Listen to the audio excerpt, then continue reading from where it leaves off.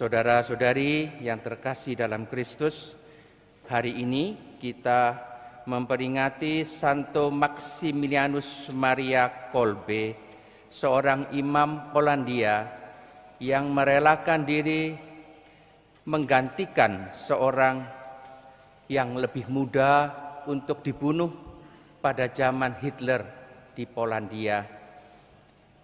Mari kita persiapkan hati untuk merayakan Ekaristi pagi ini sambil mohon kepada Tuhan ampun atas segala dosa kita, terutama dosa egoisme, terlalu mementingkan diri sendiri.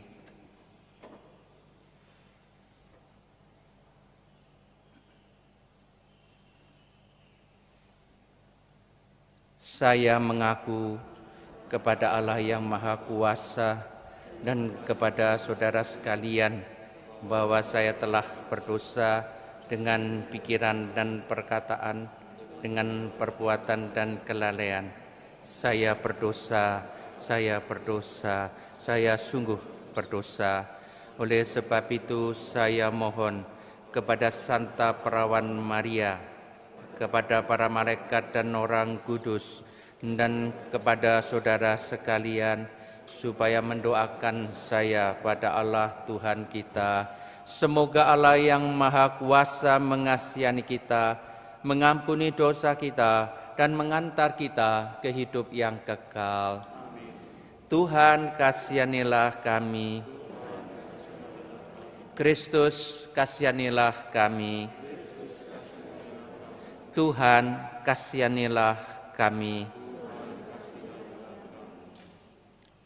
Marilah berdoa.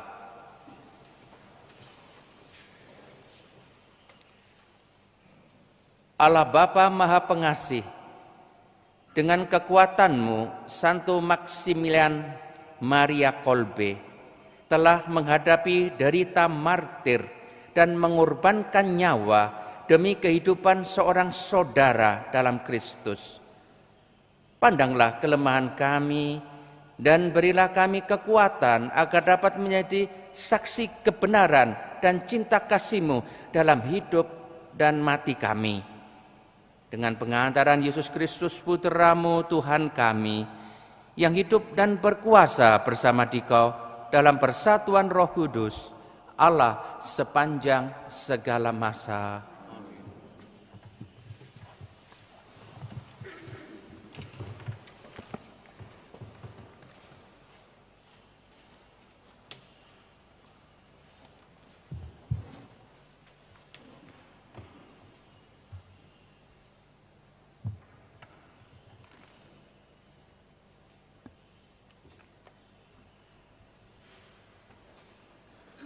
Bacaan dari Nubuat Yehezkiel. Tuhan bersabda kepadaku, "Hai anak manusia, beritahukanlah kepada Yerusalem perbuatan-perbuatannya yang keji. Katakanlah, beginilah sabda Tuhan Allah kepada Yerusalem. Engkau berasal dan lahir dari tanah Kanaan. Ayahmu orang Amori, ibumu orang Het. Kelahiranmu begini: waktu engkau dilahirkan, pusarmu tidak dipotong. Engkau tidak dibasuh dengan air supaya bersih, juga tidak digosok dengan garam, atau dibendung dengan kain lampin. Tidak seorang pun merasa sayang kepadamu. Tak seorang pun melakukan hal-hal itu kepadamu, terdorong rasa belas kasihan. Malahan engkau dibuang ke ladang, karena orang memandang engkau hina pada hari lahirmu. aku lewat di situ dan melihat engkau menendang-nendang dengan kakimu sambil berlumuran darah. Dan aku berkata kepadamu, dalam keadaan berlumuran darah itu, engkau harus hidup dan menjadi besar, seperti tumbuh-tumbuhan di ladang. Engkau menjadi besar dan supaya cukup umur, bahkan sudah sampai pada masa mudamu. Buah dadamu sudah montok, rambutmu sudah tumbuh, tetapi engkau dalam keadaan telanjang bulat. Ketika aku lewat di situ, aku melihat engkau. Sungguh, engkau sudah sampai pada masa cinta birahi. Aku menghamparkan kainku kepadamu dan menutupi tubuhmu. Dengan sumpah aku mengadakan perjanjian dengan dikau. Demikianlah sabda Tuhan Allah, dan demikian engkau menjadi kepunyaanku. Aku membasuh engkau dengan air untuk membersihkan darahmu, dan aku mengurapi engkau dengan minyak. Aku mengenakan pakaian berwarna-warni kepadamu, dan memberi engkau sandal dari kulit lumba-lumba, dan tutup kepala dari lenan halus, serta selendang sutra. Aku menghiasi engkau dengan hiasan, dan mengenakan gelang pada tanganmu, dan kalung pada lehermu. Dan aku mengenakan anting-anting pada hidung dan pada telingamu, serta mahkota kemuliaan di atas kepalamu. Dengan demikian engkau menghias dirimu dengan emas dan perak, pakaianmu lenan halus dan sutra serta kain berwarna-warni, makananmu tepung yang terbaik, madu dan minyak. Dan engkau menjadi sangat cantik, sehingga layak menjadi ratu. Namamu termasyhur di antara para bangsa karena kecantikanmu. Sebab engkau sangat sempurna berkat perhiasanku yang kuberikan kepadamu. Demikianlah sabda Tuhan. Tetapi engkau mengandalkan kecantikanmu dan kemasyhuranmu kau gunakan untuk bersundal. Dan nafsu sundalmu kau lampiaskan dengan setiap orang yang lewat. Meskipun demikian, aku akan mengingat perjanjianku denganmu pada masa mudamu. Dan aku akan meneguhkan bagimu perjanjian yang kekal. Dengan demikian, engkau akan teringat-ingat akan masa lampau dan merasa malu. Karena nodamu itu, mulutmu terkatup sama sekali. Waktu aku mengampuni segala sesuatu yang telah kau lakukan. Demikianlah sabda Tuhan.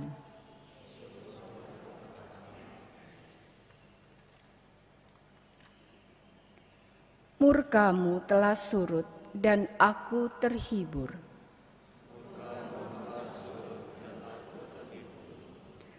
Sungguh Allah itu keselamatanku.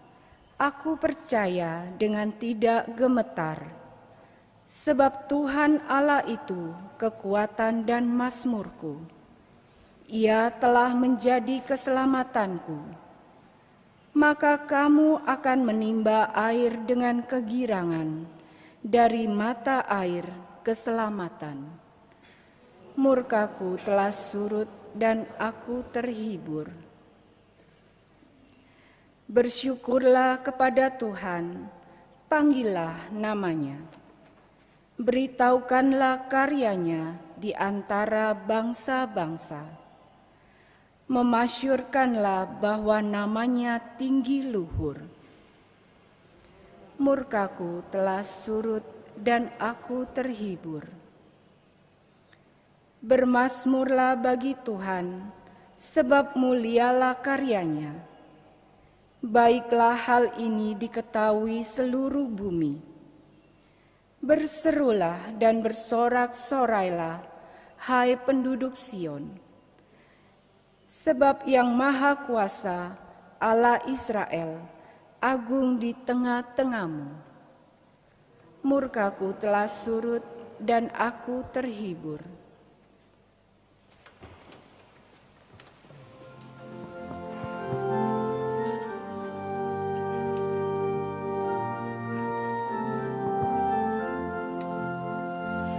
Haleluya, haleluya, haleluya, haleluya.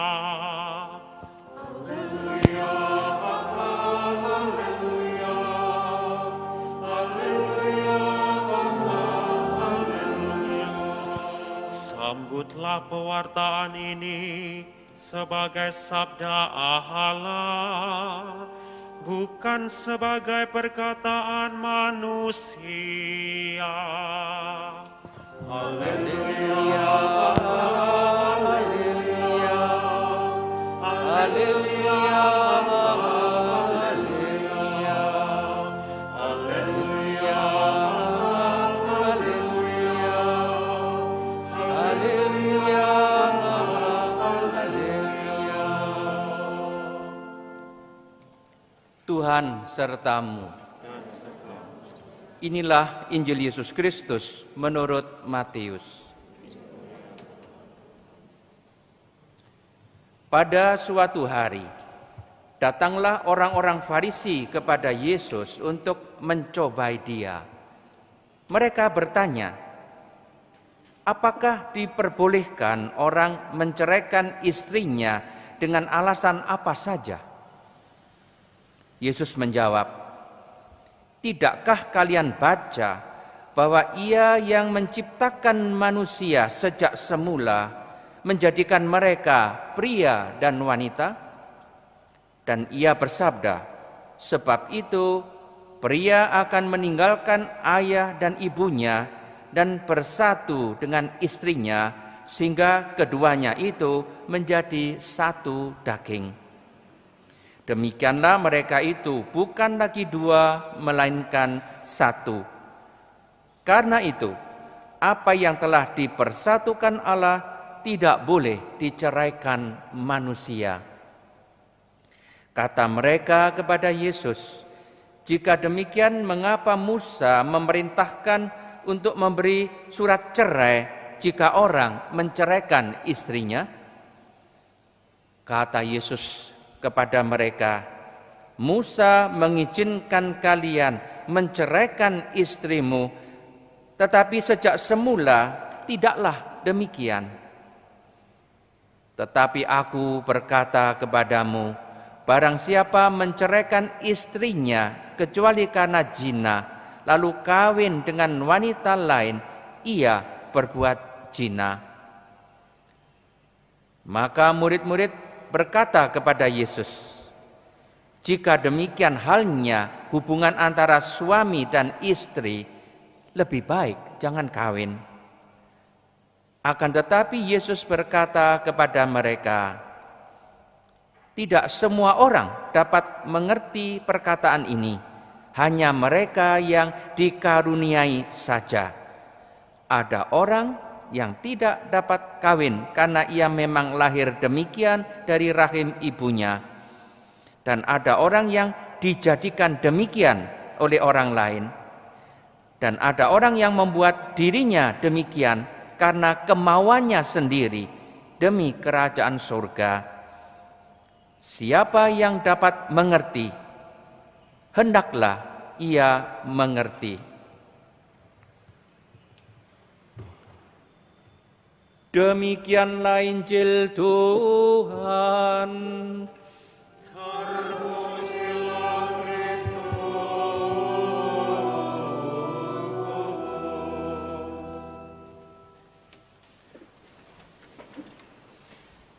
Saudara-saudari yang terkasih dalam Kristus, pada zaman Hitler banyak orang Yahudi dibunuh. Banyak orang Yahudi dimasukkan dalam penjara-penjara khusus yang sangat mengerikan untuk dibunuh. Tapi juga orang-orang bukan Yahudi, seperti pastor-pastor atau suster yang melawan Hitler. Mereka pun banyak yang dibunuh di kamp konsentrasi. Dan salah satu yang sangat mengerikan ada di Polandia, di suatu tempat yang namanya Auschwitz. Di situ ratusan ribu bahkan jutaan orang dibunuh. Dan peraturannya, setiap grup kalau ada yang melarikan diri, maka satu dari grup itu harus mati untuk menggantikan. Dan itulah yang terjadi pada Maria Maximanus Kolbe, seorang imam Polandia yang dipenjara di Auschwitz. Ada orang yang harus dibunuh, tetapi ketika Romo Maximilianus mengetahui itu, dia mengatakan kepada petugas, "Saya mohon Anda mengizinkan saya untuk menggantikan orang itu." Lalu ditanya, "Anda siapa?" "Saya seorang pastor Katolik." Dan anehnya, perwira itu hormat kepada Romo ini dan mengizinkan permintaannya, dan Maximilianus Maria Kolbe dibunuh menggantikan seorang bapak muda yang punya keluarga. Karena itulah alasan dari Romo Kolbe menggantikan seorang yang masih muda dan punya keluarga. Kisah ini sangat terkenal dan membuat dia dalam waktu singkat menjadi seorang santo. Seorang yang berani mengorbankan nyawa untuk orang lain, padahal tidak kenal. Cerita yang mirip pernah beredar tahun ini. Konon di Italia, di kota Bergamo, ada seorang imam tua yang katanya merelakan ventilator untuk seorang bapak muda. Lalu dia sendiri mati karena merelakan alat yang sangat dibutuhkan itu kepada orang lain yang lebih muda. Meskipun berita ini diragukan, ada yang menyangkal, tetapi orang yang menyangkal mengatakan paling tidak Romo ini sangat terkenal sebagai orang yang tidak mementingkan diri sendiri, sebagai orang yang suka menolong orang lain tanpa menghitung-hitung. Inilah contoh dua orang yang tidak egois, yang bisa menyerahkan nyawa bahkan untuk orang lain. Para saudara yang terkasih, Allah menentukan supaya pria dan wanita menikah dan mempunyai keturunan. Pernikahan itu suci dan dikehendaki Allah, dan menurut ajaran Yesus tidak boleh diceraikan oleh manusia. Gereja Katolik sangat menghormati pernikahan suci itu. Akan tetapi Yesus pun mengatakan ada orang-orang yang tidak kawin karena kemauannya sendiri demi kerajaan surga. karena kemauannya sendiri dan demi kerajaan surga. Bukan karena takut menikah, bukan karena takut bekerja untuk keluarga, tetapi karena kerajaan surga. Dan itulah yang namanya orang-orang yang hidup selibat, tidak menikah demi kerajaan surga. Para bruder, suster, romo, tapi juga ada awam yang tidak menikah karena mau mengabdikan seluruh hidupnya bagi Tuhan dan sesama. Kelompok inilah yang melahirkan orang-orang seperti Maximilianus Maria Kolbe. Karena dia hidup untuk Tuhan dan sesama. Karena dia tidak menikah demi mengabdikan diri kepada sesama.